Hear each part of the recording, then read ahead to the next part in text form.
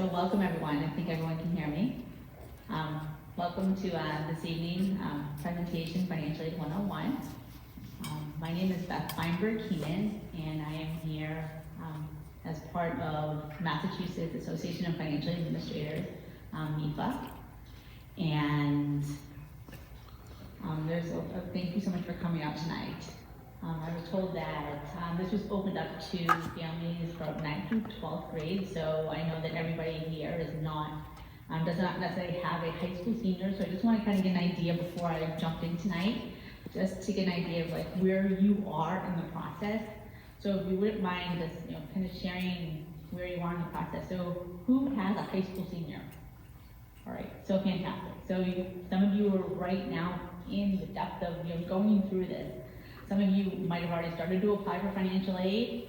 If your students were going through early applications, and that's fantastic. Some of you might be starting this process in the next month when the financial aid application process opens up, and that's great. How many of you are high school juniors?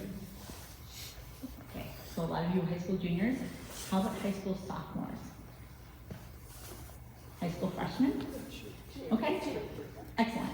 So I just wanted to kind of get an idea. So it's never too early to start thinking about this process, but know that a lot of the information that we cover tonight is really geared to high school seniors, but no matter if you have a high school freshman, sophomore, or junior or senior, you're all going to be going through this process at some time, but families with high school seniors are really going through this process right now.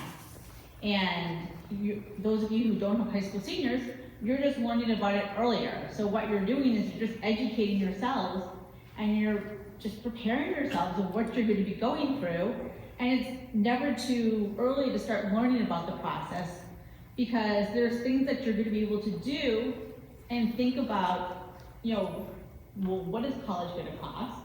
And what tools and resources can we use to kind of figure out what college might cost for our families as we get closer to figuring out what colleges our sons and daughters are interested in. So that's the way I want you to look at it. The entire presentation takes about an hour. I'm going to ask if you can hold questions till the end, and I'll be more than happy to take any questions that you have. This presentation is being recorded tonight, so I'm being recorded. But once we start taking the Q&A, we're going to stop the recording, because I just want to make sure that you're all comfortable asking questions and that portion is not being recorded. And if anybody has a question that you don't feel comfortable asking amongst your peers, know that you can come up to me after, and I'd be more than happy to answer that question at the end of the evening. Who's familiar with MEFA? Anybody familiar with MEFA? So MEFA is a non-for-profit agency here in the state of Massachusetts, and we'll talk about that in a minute. But one of the things that MEFA makes available to families is they have this great email service. So if you want to receive MEFA's emails, which will keep families on target, and they'll send you timely emails, you can scan the QR code behind me. They don't sell your information, but they'll send you little reminders. They'll send you timely reminders of different things that you might want to be thinking about, things that you might want to be doing. If you're saying, hey, I don't want those timely reminders, that's okay. If you're on social media, if your kids are on social media, encourage them to follow MEFA on Facebook, on Instagram, on LinkedIn, on Twitter, but MEFA also is on social media. Because you know what? There's so many rumors out there, and you want to make sure that you have a trusted agent. Somewhere you can go, and someone you can get information from, and know that the information that you're getting is reliable information. And that can be MEFA, as well as your guidance counselor too, in your guidance office here. But if you're at home and you're like, wait, is this really real? And you can maybe find it on MEFA's site, or you can go to social media and see if search MEFA's site on social media, know that they're a trusted agent. So MEFA's been around for a number of years, since 1982. And MEFA's public service mission is to help families navigate the college planning process. Not only the college finance process, but also the college admissions process. If you haven't been to MEFA's website in the past, check out MEFA's website. Go to MEFA.org. And if you have a minute, go to MEFA's website and bookmark it, MEFA.org. And if you go to MEFA.org/events, you can see all of the different events that they have. If you have other family members, if you have other friends who couldn't be here this evening, and let me guess, there's a lot more families who go to Westborough High who are not here this evening. And I mentioned that I know this is being taped, but you know what? Maybe they might not watch this tape version.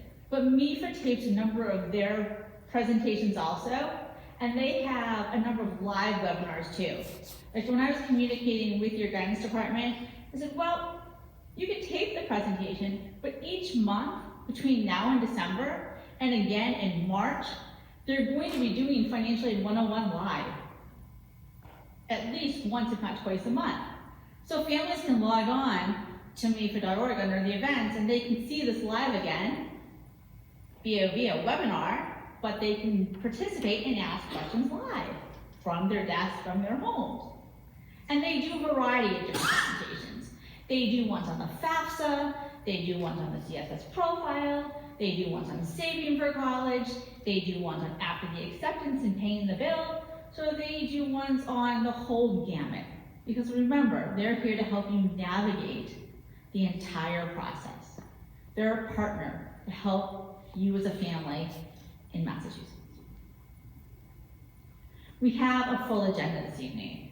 We're going to talk about the different types and sources of financial aid, the financial aid application process, how are financial aid decisions made by the college and universities that your students are going to be applying to, how do families pay for college, and I also want to leave you with some free resources that you have that you can tap into after this evening. But let's talk about the financial aid landscape. Well, we had FAFSA simplification, that was last year. And, well, it didn't go as planned. And I've mentioned that before, and I've said, you know what, a little bit of a debacle, some guidance counselors have rolled their eyes and have said, that's an understatement. It was a mess last year, and it really was. And it just continued to delay the FAFSA. So this year, for families who have high school seniors, the FAFSA is due to be released on December 1st. So families, if you have a high school senior, you cannot do the FAFSA until December 1st. For everybody else who has a high school junior, sophomore, and freshman, hopefully things will be back on track in the future, and you'll be able to do the FAFSA as of October 1st.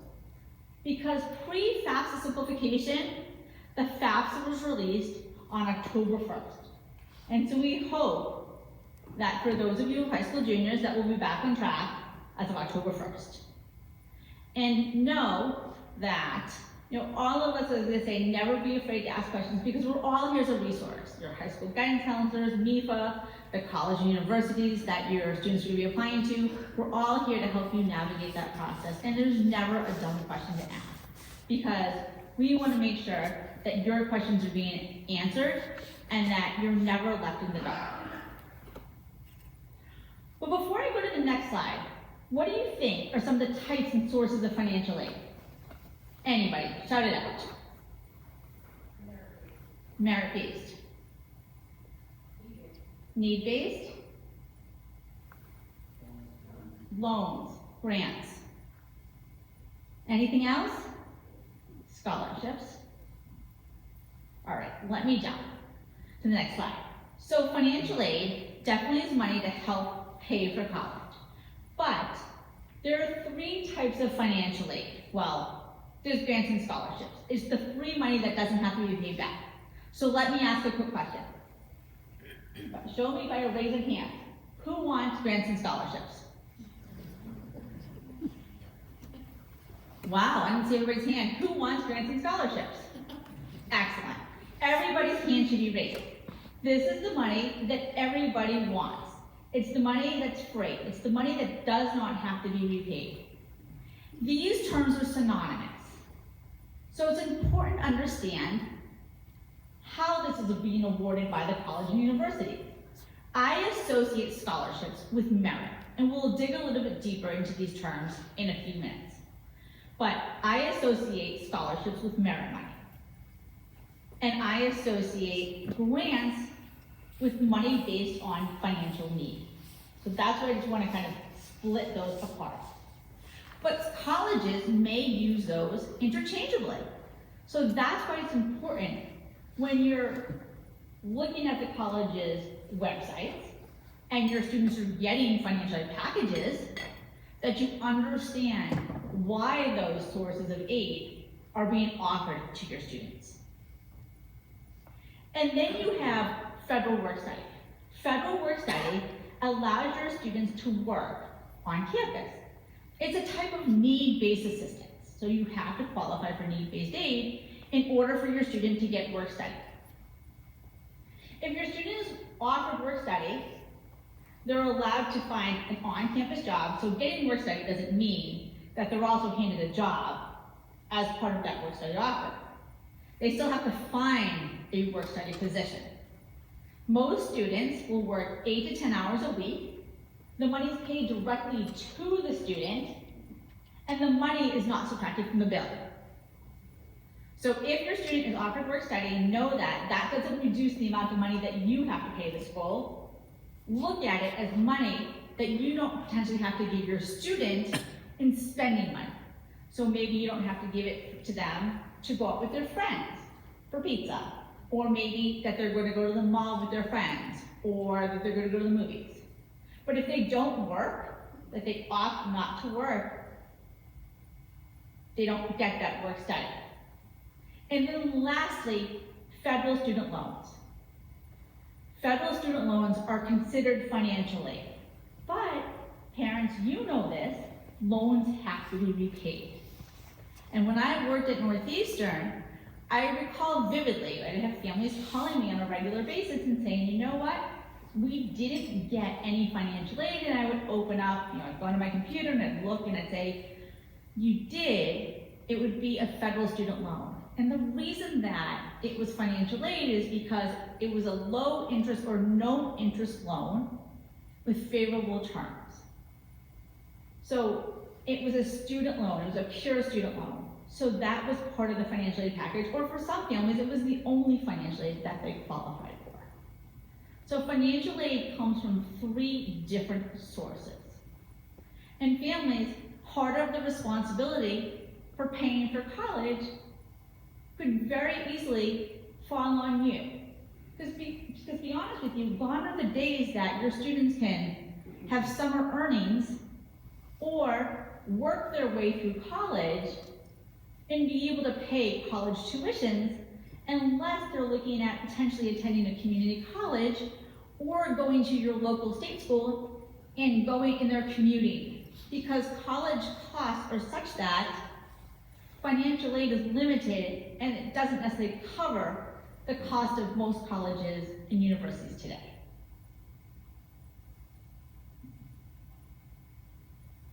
And the amount that your students can borrow is limited. The amount that students can borrow is no more than $27,000 over the 4 years. How many of you are surprised by that amount? Right. Because what do you continue to hear in the media? The hundreds of thousands of dollars that students are in debt. But this is the amount of money that your students can borrow under their signatures. So this is a pure student loan. There's no credit check. It's either subsidized or unsubsidized or a combination. The interest rates are reset every July 1, and currently students who are borrowing this year, the interest rates are historically high at 6.53%. I know, E. Exactly. They're not great at all. They're terrible this year. I'm hoping that they go down. And every July 1, they're reset. So for those of you who have seniors, we should know around the middle of May what the rates will be for the 25-26 school year, and so on. So for those of you who have juniors, around the middle of May before your students will start, we should know what the rates are because they reset every July 1. So each year that your students are borrowing, Your students will have 4 different loans if they borrow for each of the 4 years at 4 different interest rates. But the rates for the prior years do not change. But no payments are required while your students are in school. They're not looking at any type of credit check on these loans. This is purely in their names. They don't have to make any payments while they're in school. But if they do take this entire amount out, they should be prepared upon 6 months after graduation, because they do get a 6-month grace period.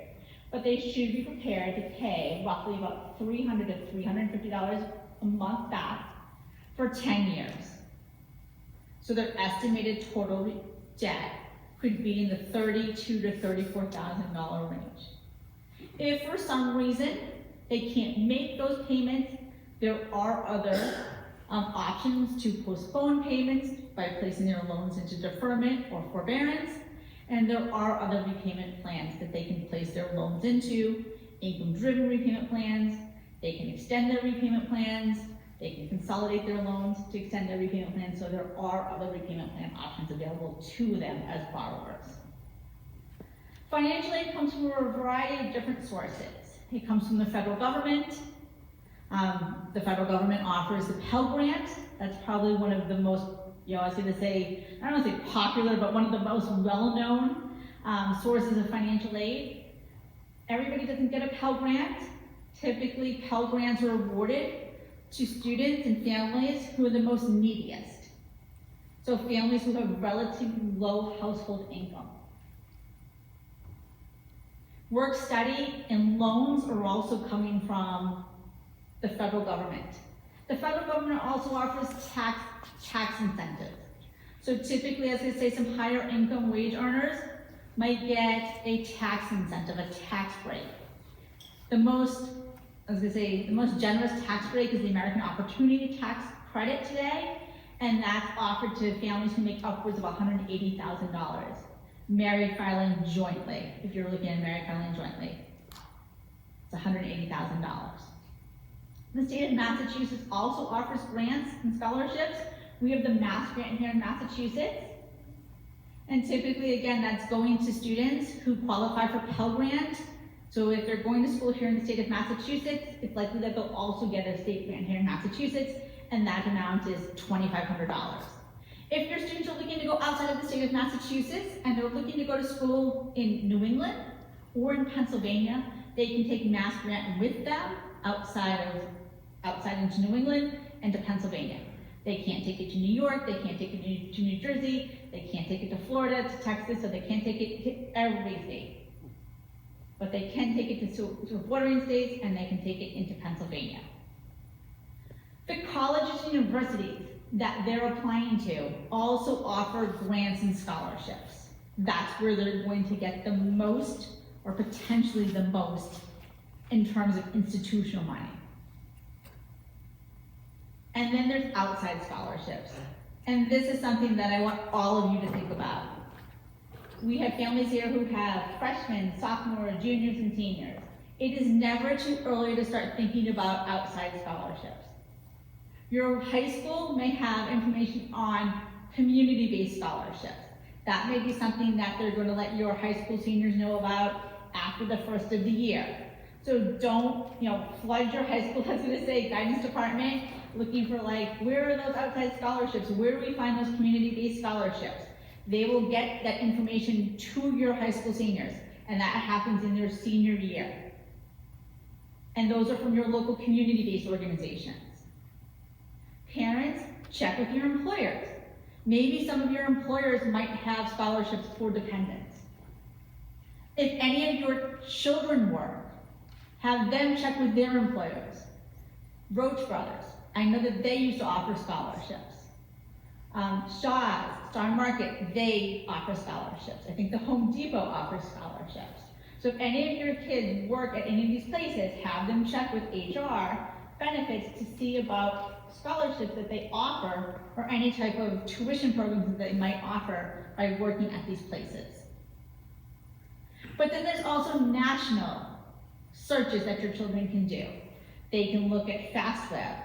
They can look at another website called scholarship.com. They can look at another website called Going Merit.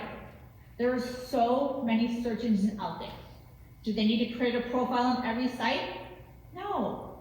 Pick one, pick two. But they can start doing this as early as their freshman and sophomore year of high school. Because what's going to happen by the time they're a senior? They're doing their college applications, they're writing their essays, they're doing their classes, they're doing their extracurricular activities, they're hanging out with their friends. Do they have time for outside scholarships? No. So this gets pushed to the back burner. So if your students who are high school freshmen, sophomores, and juniors can do the research now and put a list together of scholarships that they think, hey, these are really good scholarships that I want to apply for when I'm a senior, they're doing the research now. And they know what these scholarships are looking for, that they can say, hey, all along, as I progress through my high school career, I'm going to make sure that I'm honing in on these, that I'm going to be a really good applicant for one or more of these scholarships. By the time they're a senior, they may be in a better position to apply for one or more of these scholarships, versus applying and looking as a senior and saying, hey, what have I done?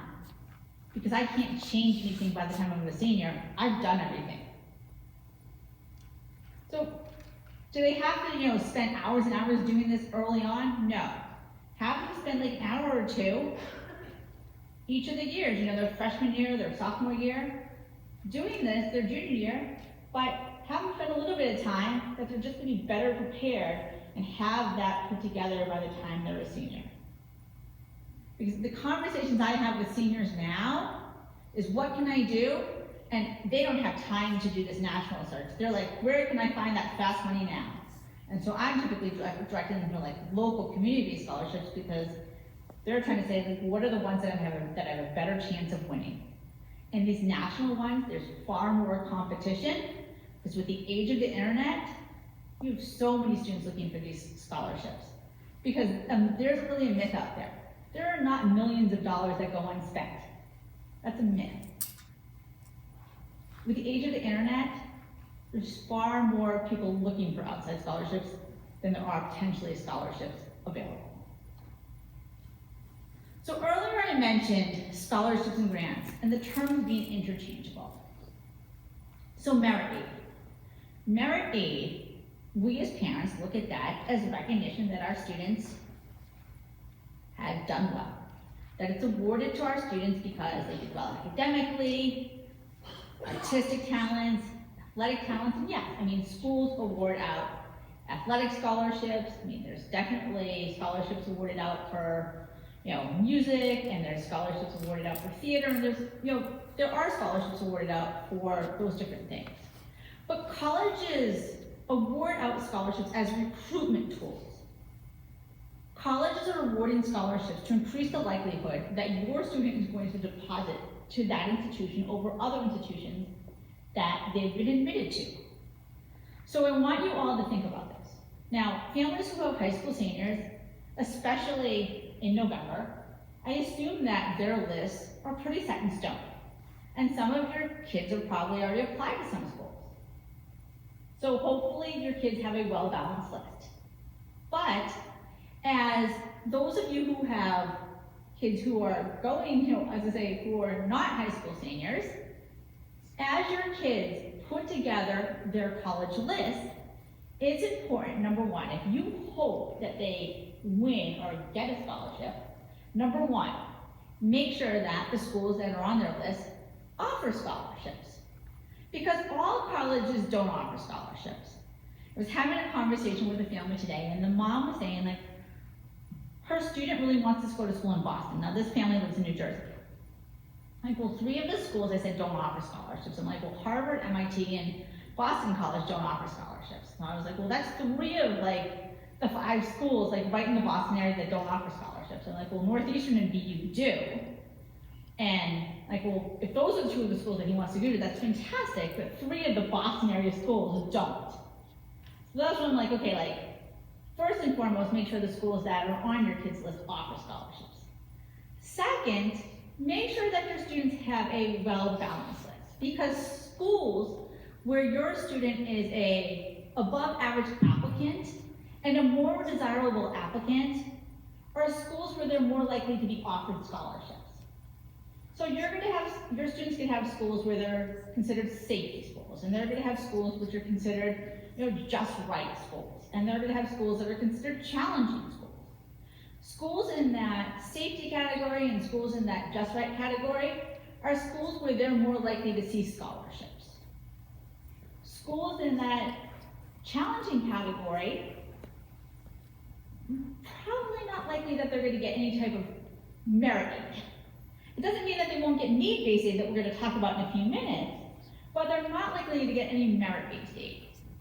So if merit aid and scholarships are important, and then that's how you're going to get a discount at schools, keep that in mind. And so that's why I want you, especially if you don't have a high school senior, this is something that you really want to think about and talk about with your students as they're putting together their college lists. Make sure that you're looking at deadlines. Think about, is anything else required? Colleges typically, 9 out of 10 times, colleges typically use the admissions application when they're evaluating students for merit-based scholarships. But you want to make sure, do they have a separate deadline? Like, did your student have to apply by a certain deadline to be considered for merit-based scholarship? Or do they have to fill out another application? Because you don't want to miss anything through this process. And some application deadlines might be as early as November, and some might be as early as December 1. And it doesn't mean that your students plan early action or early decision. It just means that they have an early application deadline. So you just want to make sure that you're not missing that. And if they're offered merit scholarship, that's fantastic. They're going to find out that merit scholarship offer at the time that they're admitted, and you're going to find out what the criteria is in order to have that renewable. So they'll get their offer of acceptance. It will say, congratulations, you've been admitted. We've offered you a $10,000 scholarship renewable for 4 years for a total of $40,000, and you have to maintain a 3.25, whatever it is. So you also need to make sure that your student can maintain whatever that requirement is, because if they can't, then that scholarship could be gone after that freshman year too. Now, while all schools don't offer merit-based financial aid, all schools really offer need-based financial aid. And this is based upon the family's ability to pay. And this is based on the information that you're providing on the financial aid applications. The financial aid applications use a standard formula that you're going to be filling out, the financial aid applications, and the information is going to be going to the colleges, and the colleges are going to be using this information to determine who's eligible for their institutional financial aid. And we'll talk about the forms that you're going to be filling out in a few minutes. But they're going to be taking that information, and they're going to be using that information, and they're going to be calculating, using that information and calculating eligibility for what's called as need-based financial assistance to award out their need-based institutional gift assistance, their institutional grants. And they might have 2 different formulas happening. They could have a federal calculation happening, and they might have an institutional calculation happening if they have 2 different forms. The primary application is called the FAFSA, and then some schools use another form called the CSS profile. And we'll talk about those more in a few minutes. Now, in order to have this financial aid renewed year after year, your student just has to maintain a 2.0 GPA. But every year you reapply for financial aid, and as long as you still have eligibility, your student should have a similar financial aid package year after year. So unless all of a sudden your household income changes drastically, that you win the lottery or something, your financial aid package should stay similar year after year. So let's talk about the application process. Again, I mentioned earlier, some of you families who have seniors, you already may be doing this. So, sit tight. This might be as to say, something that you're already aware of, and say, hey, we've already gone through some of this. If you haven't, that's fantastic, because I want to make sure that you know what you have to fill out. And for those of you who will be filling this out, this hasn't changed for years. I've been in this profession for almost 30 years now, and the forms have not changed. It's important that you make sure that you are checking which forms are required and financial aid timelines. Families with high school seniors, your students have a college list, correct? Okay. They know the deadlines for admission, correct? They know the forms that are required for admission and the deadlines. How many of your kids have columns and know the financial aid forms that are required? Okay. How many of them know the deadlines for the financial aid forms? Okay, so not many. All right, so families who have juniors, take note. When your kids are putting together their college list, you want to add a couple columns. You want to add columns for the financial aid forms that are required, the deadlines for those financial aid forms, because the application process is more than just the admission process. It's also the financial aid process. I typically work with parents and navigate this process in my day job.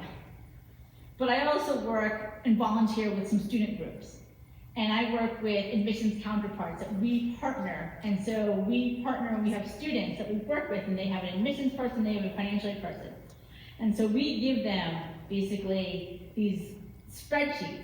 And my admissions counterpart makes these spreadsheets, and I go in and I add the financial aid columns. And I'm like, okay, we need these financial aid columns because they need to know which forms are required and the deadlines for these forms. So when your students are putting together their list, their college list, you need to make sure that they're also adding the financial aid pieces too.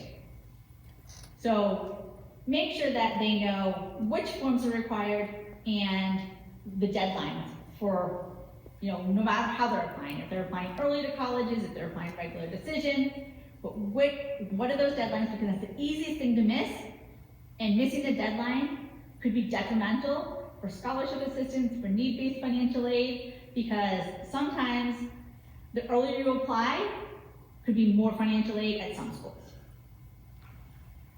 Now the FAFSA is the primary application that families are going to fill out. It is required by all colleges and universities, and it must be completed every year. Anybody here going to be lucky like me and going to have multiple children in college at the same time? Okay, so having multiple children in college at the same time means that those years where you have multiple children in college at the same time, you are going to be filling out a FAFSA for each of your children. This is not a family form. This is a form that you fill out per student. Here you can see this form becomes available this year, December 1st. We hope in the future, back to October 1st. Let me give you another little trick, or another little tip. Because of FAFSA simplification, now this form is considerably simpler than it had been in the past. And I have had families go through it, and I've gone through it with families, and they're like, that's it? Like, I had a student make an appointment for an hour, and she was like, 15 minutes later, she's like, I'm done. Like, you're done. Like, that was it. So when you start the FAFSA, have your student do their portion first. So have your student go in, do their portion first, and then they invite each contributor. So they invite all other contributors.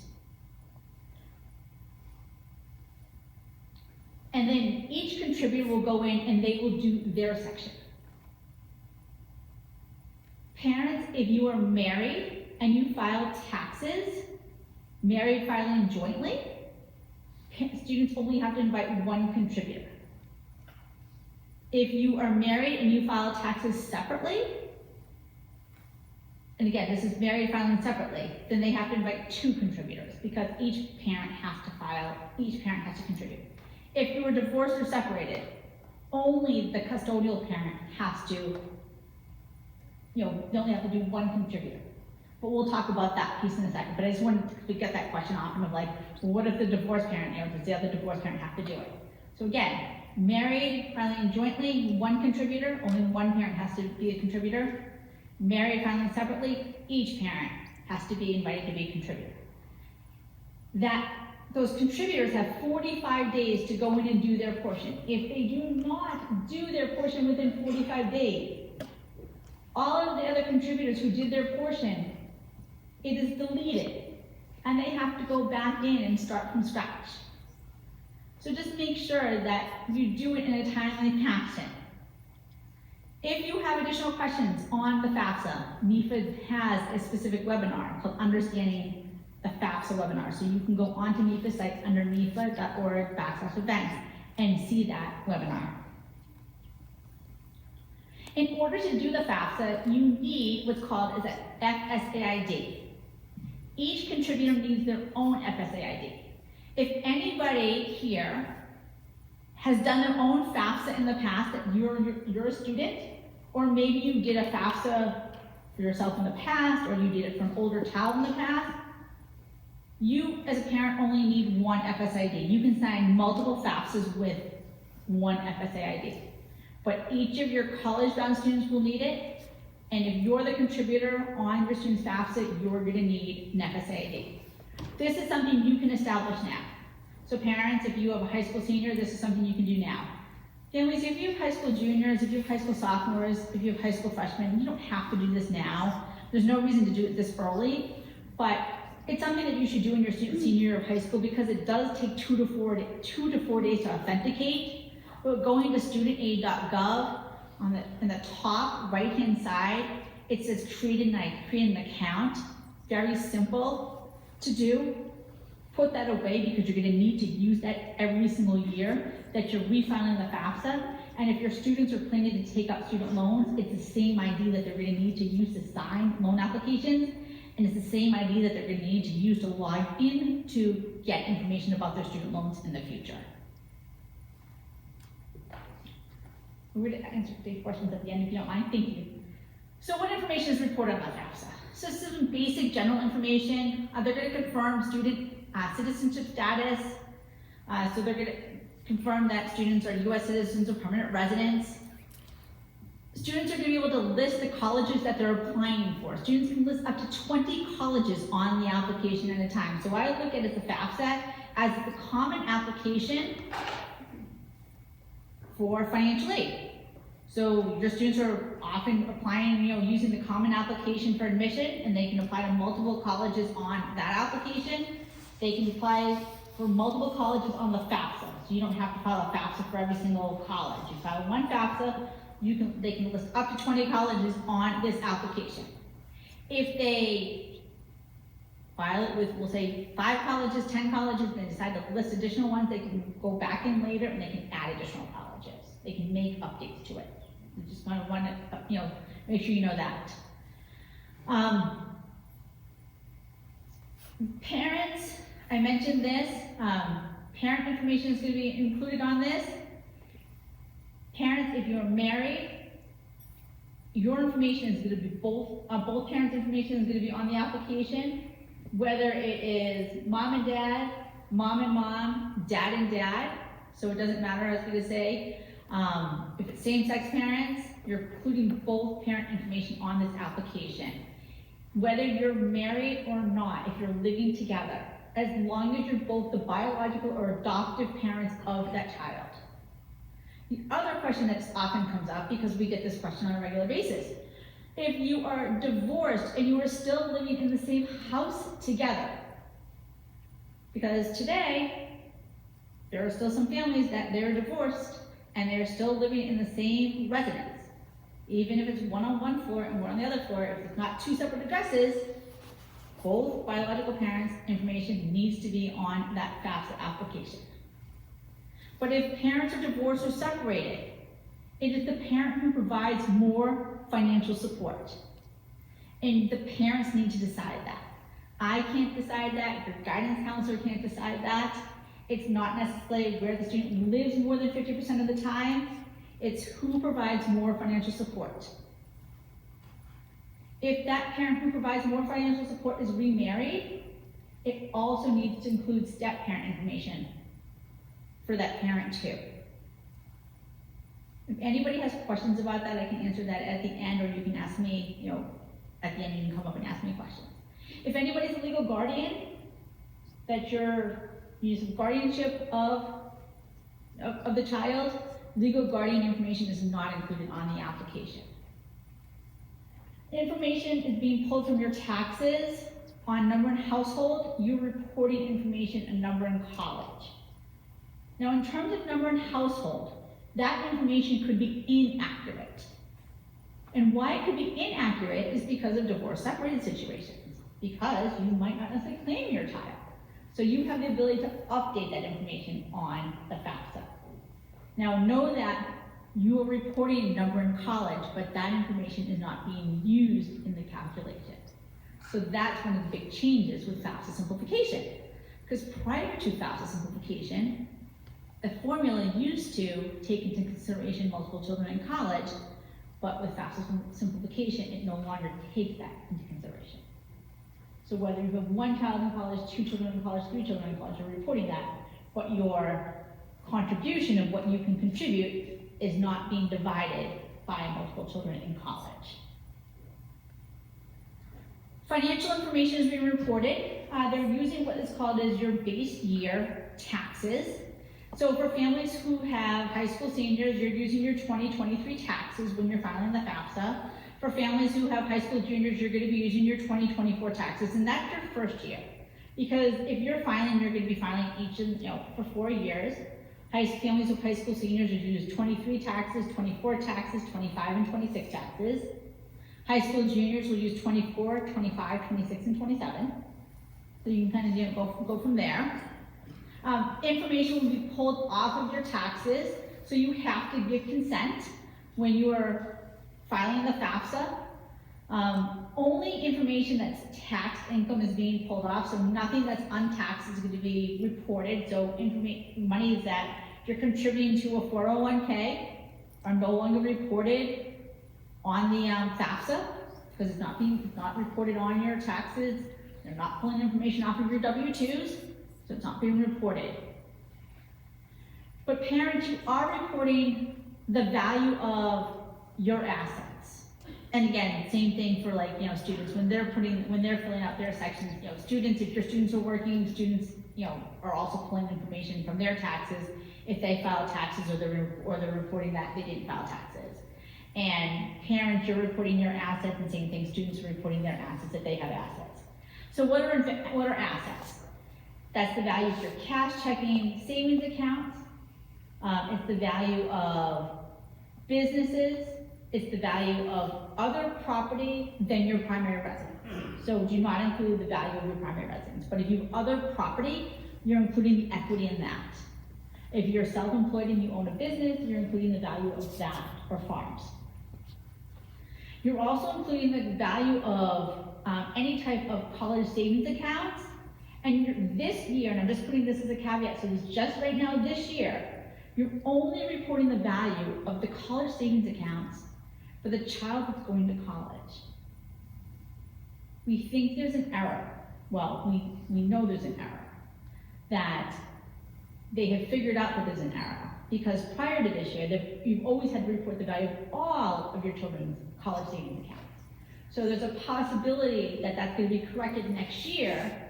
So for 26, 27, going forward, you may likely have to continue to report or start to again have to report the value of all college savings accounts for all children that you have. But for those of you of high school seniors, know that if you have 529 college savings plans, you're only reporting the value of the one for the college-bound child this year, not for ones that you have, other children that you have.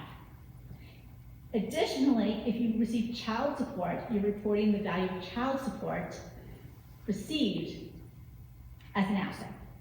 If you're filing the FAFSA in December, you are reporting the value of child support you received in 2023. If you're filing the FAFSA in January, you're reporting the value of child support that you receive in 2024. So it's based on that calendar year. This is not a cash flow analysis, so you're not reporting debt. You're not reporting the value of car loans, you're not reporting the value of credit card debt, any type of mortgages, because you're not reporting the value of your house. So again, this is what's reported on the FAFSA. Other financial aid applications that you might have to fill out. Earlier I mentioned the CSS profile. Approximately 200 colleges require this form, the CSS profile. This form is required by approximately 200 private more selective private colleges and a handful of more selective public colleges. Unlike the FAFSA that's free, there's a fee for this form, but if you make less than $100,000, there's an automatic fee waiver that you'll be granted when you're filling this form out. This form is already available for families with high school seniors, so some of you have already probably filled this out. And this form, some additional schools asked for this form this year because of the FAFSA debacle. I'm not sure what's going to happen next year. Maybe some schools will decide they don't need this form anymore if the FAFSA becomes available as of October 1st. Some schools that require this form may require an additional form called the non-custodial profile supplement. What that means is the custodial parent household will fill out the CSS profile, but they'll ask for the non-custodial profile household to fill out another separate application, and schools will look at not only a contribution from the custodial parent household, but also from the non-custodial parent household and add them together when they're awarding their own institutional money. So when I mentioned earlier that schools, when they award their own institutional need-based financial aid, they could use a federal formula, or they could be using an institutional formula. Schools that use the FAFSA only will use a federal formula, and schools that have an institutional formula are those schools that use the CSS profile. So depending on which forms the schools are using will dictate which formula they're using when they're awarding out their own institutional money for need-based financial aid, not merit-based aid, because merit-based aid has nothing to do with these forms at all. Merit-based aid is strictly based on your student's attributes and the desirability as an applicant that the school wants to recruit them to come to that institution. And then maybe some of the schools that your students are applying to might have some additional applications. Maybe they have their own institutional application, maybe they require taxes, maybe they require something else that your family has to submit as part of the financial aid application process. So what happens after you apply? Colleges receive the information, the state of Massachusetts receives the information, you receive a FAFSA submission summary, you review that for accuracy.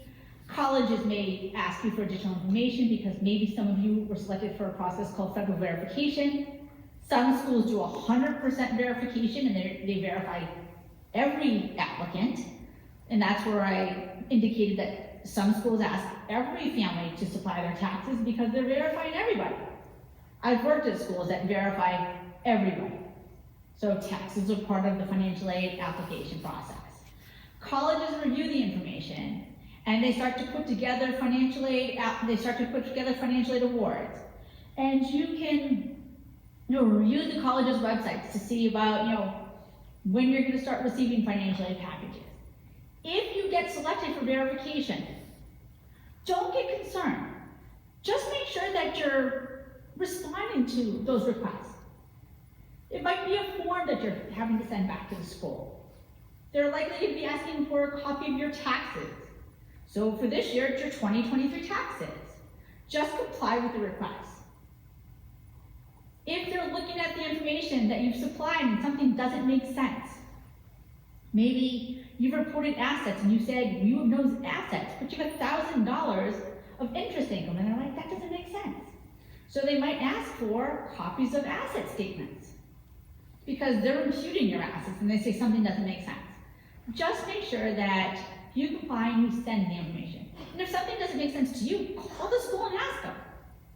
They're not going to bite you. They're there to help you. Because if you don't respond to them, it might hold up and delay getting that financial aid package. And you have to make a decision if your students can be able to go there, and you might not be able to make that decision if you don't have that financial aid package. The financial aid office is your partner. They're there to help you and help your student. So make sure that, if you have a question, reach out to them. Call them, email them, and chat with them. And you know what? You maybe have a change in circumstances. You're using taxes from 2 years back. Things change. So if you've had a change in circumstances, most colleges have either an appeal form or they have a section on their website to tell you what do you do if you've had a change in circumstances.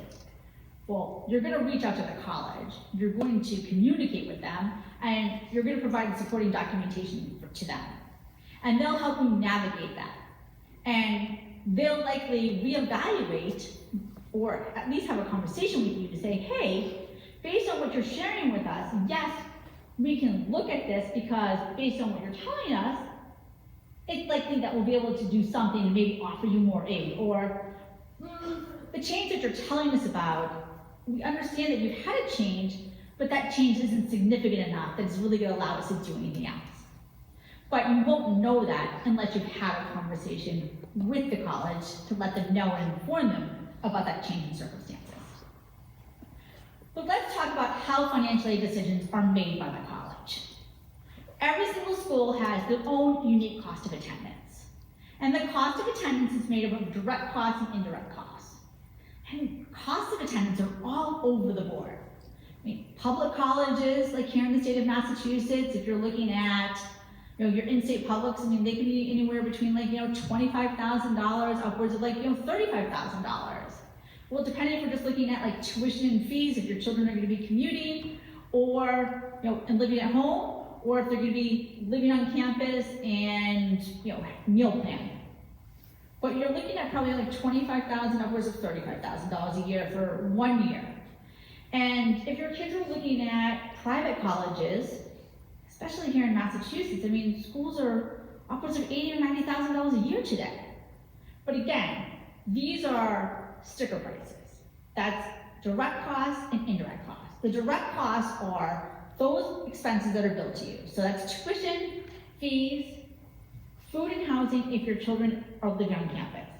Indirect expenses are still education-related expenses, but you're not billed by the university. So books, supplies, personal expenses, and transportation. But you'll find those sticker prices on the college's website. Most families do not pay those sticker prices. The way families don't pay those sticker prices is by either getting scholarship that we talked about or qualifying for need-based financial aid. So that's where that well-balanced list that we talked about, that's where if you qualify for need-based financial aid. But most families don't necessarily pay the sticker price. When you apply for financial aid and you fill out the FAFSA, the information that you're providing on the application is used to calculate your Student Aid Index, formerly known as the EFC. That number represents your ability to pay for 1 year of college. And colleges use this information to determine your eligibility for financial aid. Now, one myth that families continue to share with me is, if we hadn't saved for college, we would have qualified for financial aid. I hear this all the time. Parents know that your income is what drives what you have to pay for college. Your income is weighed more heavily in the financial aid formula than your assets.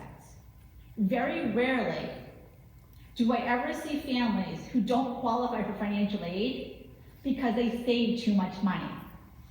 I more often see families who don't qualify for financial aid because they make too much money. So I don't want you to be mad at yourselves because you saved too much money, because you definitely didn't save too much money. And you're earning, you can't do much, I was going to say, with what you're earning, because you've worked your way to what you're earning. And you should be proud of yourselves, of where you are and the earnings that you're making, if you're at that salary level where you don't qualify. But that's something that I want you to understand. But on the flip side, if your students have assets, your student assets are not treated as favorably in the financial aid formula as your assets. Your assets are treated very favorably, they're financially aid friendly. So for every $10,000 of assets that parents have, it reduces your financial aid by about $500. So they're assessed about 5%. For every $10,000 of assets your children have in their names, it reduces financial aid by about $2,000 because they're assessed at about 20%. So just to kind of give you a difference, okay? And if your students are working, that's okay too. Because in the financial aid formula, $9,000 of your student's income is protected. So if your kids are making over $9,000, well, good for them. But I don't know many kids who are making over $9,000 at 17, 18 years of age. So most of your kids who are working part-time jobs, fantastic, let them continue working. But it's not changing what you're eligible for in financial aid. Let them continue to work and pay for some of their expenses. So don't tell them that they can't continue to work. Now, colleges take their cost of attendance, they subtract your SAI, and the difference is eligibility for financial aid. Now, in a perfect world, you'd get financial aid, that is the difference. But the world's not perfect. And most colleges don't have the resources that they're going to be able to meet that full financial aid eligibility. There's only really about 80 colleges that can. And they're typically some of your most selective colleges. So put that in perspective. Most colleges, you're going to have to at least come up with your SAI and additional on top of that, because most schools are going to get or have a gap that you're going to have to come up with. So let's look at a quick example. You have a school that costs $45,000 and your SAI is $5,000. Your student was offered gift assistance for a total of $27,500. Your student was offered an additional $5,500 in student loans, because that's what college freshmen can take out. College freshmen can take out. Your student was also offered $2,000 in work study.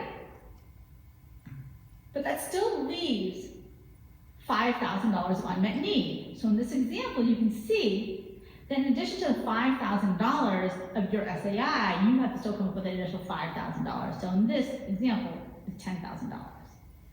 But this is just one example. And there's so many things that you can do with this example, because that cost of attendance is a sticker price.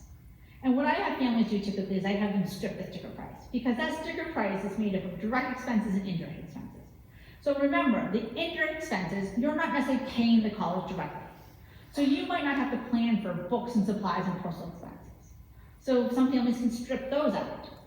And in addition to that, maybe you have other resources. Maybe you have some outside, money, I was gonna say, that you have an outside scholarships or something like that. But this is kind of what to start off with. And when you're looking at this is what you're gonna be getting and saying, hey, what is this bottom line of what we have to come up with? Families who do not have high school seniors, this is a tool that I want you to pay attention to, net price calculators. All schools have net price calculators on their website.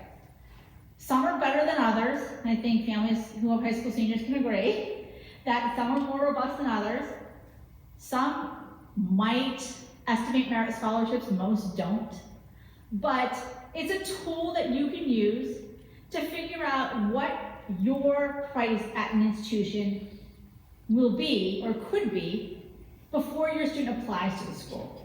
And this tool is particularly important, especially if your students are thinking of applying early decision, because it's binding. And I encourage families to do their due diligence, because families often ask well, what if we can't afford it? Well, make sure that you're doing your research, and this is one tool that you can use to do your research to see is this school affordable for me? So you can put information in to these net price calculators on the college's websites using your income and your assets. They will ask questions about your students' GPA, some of them. They'll ask questions about students' SAT scores, ACT scores. They might ask for students' class rank, some of them. And they'll come back with, this is your net price. And some of them aren't very good at all. Some of them might be do you make under this amount of money? Do you make this range? Do you make this range? And then they'll come with, do you make over $110,000? And well, how about people who make $210,000? So take it with a grain of salt, but they're there for you as a resource. You can also have conversations when you're going to open houses and you're going to college fairs and you can ask questions at these different events about scholarships, about average price for families. But this is a tool that you can use before these events and run these calculators and have this information, and ask like, how true is this? But this is something that you can use to estimate affordability. Know that offer letters can vary. There's no standard offer letter. If your student is applying to multiple colleges, you're likely going to get multiple awards. And not one letter is going to look the same. Are they going to get the same scholarship at each of the different colleges? Probably not. Each college has a different amount of money that they can award out to students. They have different packaging philosophies. Their students going to maybe stack up differently at each different college. I remember when I was at Northeastern many years ago, and I was sharing this with a dad today, and I was awarding financial aid with my boss at the time. And we were awarding pharmacy students and physical therapy students, and we were bringing down their scholarships because we didn't have to increase their scholarships because they were very well sought after programs, and we did not have a problem getting to class. So we were knocking down their scholarships by a couple $1,000s. But computer science was very new at the time, and this was years ago, but we were increasing computer science because we wanted to make that program more robust. And we were bringing up the scholarship dollars for computer science those years. So it's just one example, but you don't know what's going on behind the scenes at these colleges. But it could be, geographic diversity, certain majors that they're trying to recruit for. So many different, things that they're looking at, to bring more, like women into a certain program, more males into a certain program. So they don't share these philosophies with families. But these are things that could impact why scholarships are certain amounts of money, or even grants. So they might start off with a certain amount of grant money, but the more desirable your student is, they can bump up grants. So even though need-based grants are filling financial need, if the school doesn't meet full need, they can still bump those up and getting you closer to meeting full need. Student loans are going to be the same, but there are definitely some schools that don't package loans. But if your student's applying to a school that doesn't package loans as part of their philosophy, it doesn't mean that you can't go back to a school and say, we really need to take out the loan, because they can give that to you.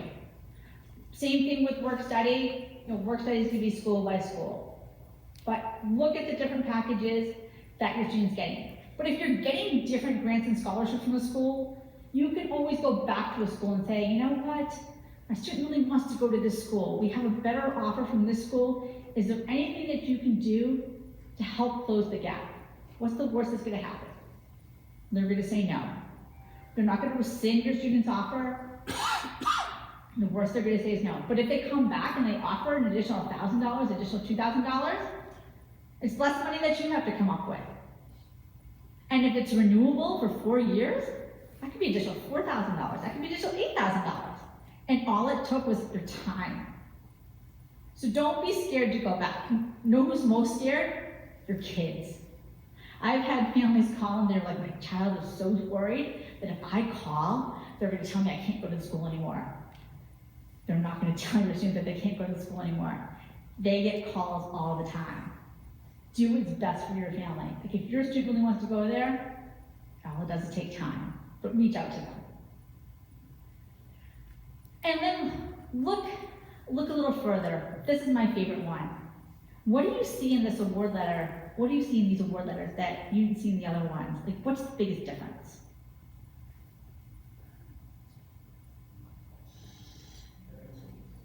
The parent loan. Whose loan is that? Parents. So some schools are like, hey, we're going to package a parent loan, and you're looking at this and you're like, wow, all we have to pay is that $5,000.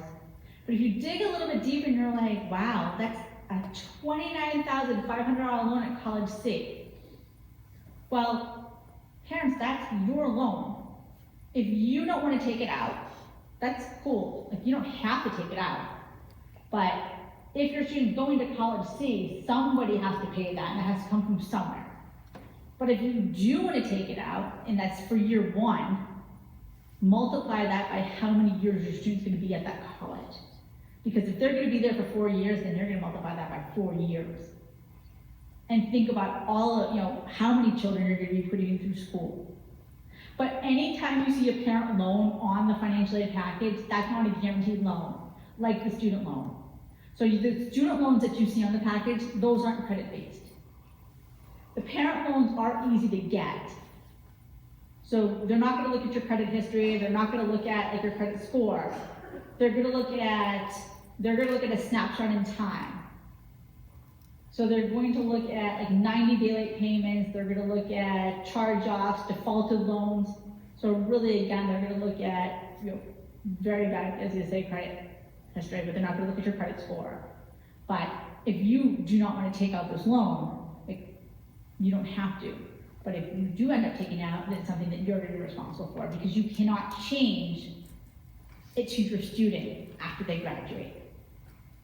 So, I do work with some students who do pay these back to their parents, but the parent can't change it all of a sudden to their students in the future.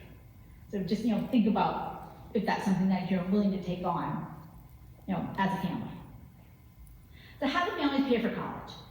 Well, it's really a family affair. Parents, this doesn't have to fall on you. Your students can save just as much as you can save, or not in terms of dollars-wise, but they can save just like you can. They can work just like you can work. They can borrow just like you can borrow. So this is a conversation that you should be having as a family. What is their responsibility? What is your responsibility? What are your expectations of them? What are you willing to do for them? Not necessarily, what do you want them to have as expectations of you, but what are you willing to do together? So this is something that you can do together. But in my experience, most families haven't saved to pay for the 4 years. Most families don't have the disposable income to pay for the 4 years, unless students are going to a community college or going to a state school and community. But families can borrow for the 4 years if they really wanted to. Most families use a 3-pronged approach, and they use a combination of these 3 things. And it's really a family approach. So that's where you as a family have to figure out what works best for you. And what works best for you doesn't necessarily mean that works best for families over here or best for families over here. So you have to figure out what works best for each of you as you're making a plan of how you're going to pay for college. As you're sitting around the kitchen table, no matter how old or how young your children are, think about what you can afford as a family. Make sure that you're making the right decisions for your family. Don't let your neighbors dictate what you're doing. Don't let other family members dictate what you're doing. Don't let the colleges dictate what you're doing. Parents, you've been making the best decisions for your family for the past 16, 17, 18 years. Continue doing that. And make sure that the decisions that you're making, you're engaging your entire family in terms of all of your kids. So if you have more than one child that you're going to be paying for college, you're having these conversations with all of your children, so they know that you're not just planning for the oldest, but you're planning for all of your children and their college educations. And you're planning beyond just that first year. And if your kids are thinking about going on for an advanced degree, what might that look like after the 4 years? And if they're thinking about maybe college isn't for them, or maybe they're thinking about taking a gap year, what might that look like? Because you know what? A 4-year college is not necessary for everyone. Or maybe a student needs that gap year. And that's a valid argument that going to that 4-year school isn't necessarily the right pathway or the right decision for every single student after high school. There are ways that families can save money if money is of concern in terms of financial fit. We have Math Educate here in Massachusetts, where your students can go to the community college for free tuition and fees for all students here in Massachusetts. So for some families, this is a great resource. Something else that I really like too is mass transfer. So they can go for 2 years to the community college and they can transfer to a 4-year public institution. So they're still going to get their degree from University of Massachusetts, a Framingham State, a Worcester State. So they're still going to be able to get their degree from a state institution here in the state of Massachusetts. So there's some great resources here in the state of Massachusetts that they can tap into. Some additional resources. If you need help filing your FAFSA, we have something called FAFSA Day Massachusetts. They're all done virtually. So if you need help filing the FAFSA, know that you can sign up by going to fafsaday.org. It's a virtual event, but you are partnered with a financial aid professional, and they shoot you off into like little rooms, but you can get help filing the FAFSA. If you need to do it in person, there's Massachusetts Education Opportunity Centers, the closest one being in Worcester, and then you also have access to MEFA pathways. This is just a timeline that MEFA put together. I'll leave that if you want to just take a picture. I'm sure your high school counselors do a fantastic job also putting together a timeline to help your students stay on track too here at Westborough High School. And then I'll go back to that in a second too, and then also just ways that you can connect with us. I'll also do that. And at this time, I'd be more than happy to take any questions that you have. We'll do 1 second. I'm just gonna ask them to stop doing the video.